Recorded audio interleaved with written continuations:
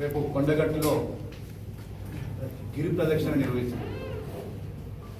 కొలిచిన వారికి కొంగు బంగారం కొండగట్టు అంజన్న.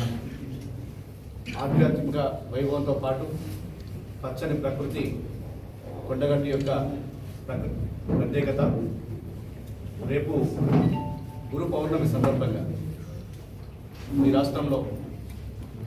రాష్ట్రం బాగుండాలి, గ్రామాలు బాగుండాలి, వర్షాలు సమృద్ధిగా కురవాలని చెప్పి, రైతులందరూ సుభిక్షంగా ఉండాలని చెప్పి ఈ గిరి ప్రదక్షిణ కార్యక్రమాన్ని నిర్వహించబోతున్నాం. ఈ గిరి ప్రదక్షిణ కార్యక్రమం ఇది కేవలం ఒక పార్టీకో, ఒక మతానికో, ఒక వర్గానికో సంబంధించింది కాదు. సకల జనుల సంక్షేమం కోసం, ముఖ్యంగా ఈ ఎల్నినో ప్రభావంతో రైతుల ఇబ్బందులు తొలగిపోవాలని చెప్పి చేస్తున్నటువంటి కార్యక్రమం. కాబట్టి ఈ కొండగట్టు దేవాలయం ఒక తెలంగాణ రాష్ట్రమే కాకుండా పక్కనున్న ఆంధ్రప్రదేశ్ కానీ, ఛత్తీస్గఢ్, మహారాష్ట్ర, అనేక రాష్ట్రాల నుంచి ఇక్కడికి భక్తులు వస్తుంటారు.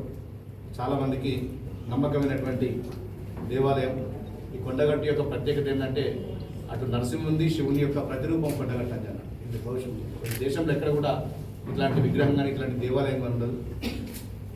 ప్రతి ఒక్కరికి కూడా కోరుకున్న కోరికలని తీర్చే దేవాలయం. కాబట్టి ప్రతి ఒక్కరు కూడా ఈ రాష్ట్రంలో కులాలకు, మతాలకు, పార్టీలకు, వర్గాలకు అతీతంగా కొండగట్టు గిరి ప్రదక్షిణలో పాల్గొనాలని చెప్పి నేను అందరినీ వేడుకుంటున్నాను.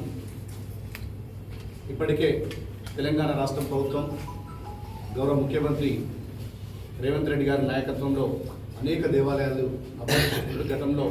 గత ప్రభుత్వం ఉన్నప్పుడు యాదాద్రిని ఏ విధంగా డెవలప్ చేసిందో, ఇప్పుడు ఈ దక్షిణ కాశీగా పేరు వచ్చినటువంటి వేములవాడ కానీ, బాసర, కాళేశ్వరం, ధర్మపురి, అదేవిధంగా కొండగట్టు ఆలయాల అభివృద్ధి కోసం ప్రత్యేకంగా చొరవ తీసుకుంటున్నాడు.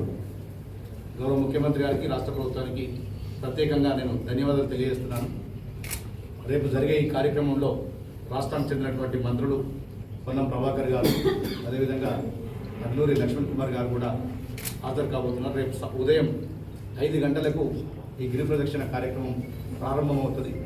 నేను మీ అందరికీ కలిసే ఉద్దేశం ఏంటంటే మిమ్మల్ని కూడా స్వయంగా ఆహ్వానించి ఈ గిరి ప్రదక్షిణ యొక్క ప్రాముఖ్యతను, ముఖ్యంగా ఎందుకంటే రైతులు చాలా ఇబ్బందులు ఎదుర్కొంటారు, రైతులకు ఒక భరోసా ఇవ్వాలి, పార్టీలకు అతీతంగా, రాజకీయాలకు అతీతంగా అని చెప్పి మిమ్మల్ని కూడా ఇన్వాల్వ్ చేద్దామని చెప్పి మిమ్మల్ని ప్రత్యేకంగా ఆహ్వానించడానికి ఇక్కడ ఈ కార్యక్రమం, ఈ ప్రెస్ మీట్ నిర్వహిస్తుందని చెప్తున్నాం.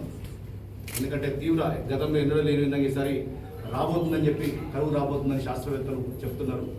ఇట్లాంటి సందర్భంలో మనం అందరికీ రైతులకు ఒక భరోసాను, ఒక నమ్మకాన్ని, రైతులందరికీ మేము అండగా ఉంటామని చెప్పి ఒక నినాదాన్ని, ఒక భరోసాను రైతన్నలకు ఇవ్వాలని చెప్పి ఈ ఆధ్యాత్మిక కార్యక్రమం తీసుకున్నాం. ఇది పూర్తిగా రాజకీయాలకు, పార్టీలకు పూర్తిగా దూరంగా కేవలం ఆధ్యాత్మిక కార్యక్రమంగానే చూడాలని చెప్పి వేడుకుంటున్నాను.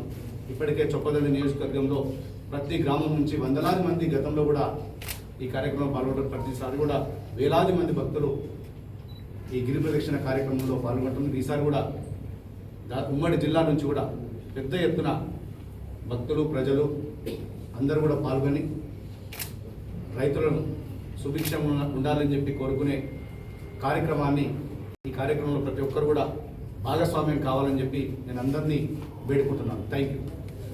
కూడా వాళ్ళకి వెళ్ళే ఎక్కడికైనా నేను చర్చకు సిద్ధం. మీకు కూడా తెలుసు 10 సంవత్సరాల నుంచి నారాయణపూర్లో ప్రజలు ఎంత ఇబ్బంది పడుతున్నారో.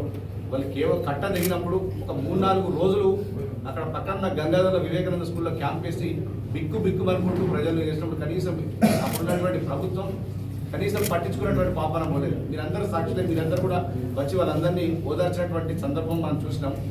ఇక వాళ్ళే మళ్ళీ కొంతమందిని రెచ్చగొట్టి, ఊరందరినీ కాదు కానీ కొంతమందిని రెచ్చగొట్టి ఈ ప్రాజెక్టు పూర్తయితే కాంగ్రెస్కి ఎక్కడ పేరు వస్తుందో, ఎమ్మెల్యే గారికి ఎక్కడ పేరు వస్తుందని చెప్పి ఒక దుర్బుద్ధితోటి వాళ్ళు కుట్రలు చేస్తున్నారు. కావాలని చెప్పి లేనిపోని విధంగా ధర్నాలు కానీ అట్లాంటివి చేస్తున్నారు. మేము ఖచ్చితంగా చెప్తున్నాం, ఇప్పుడు ఎన్ని ఇళ్ళు తీసుకుంటామో అన్ని ఇళ్ళు తీసుకుంటాం.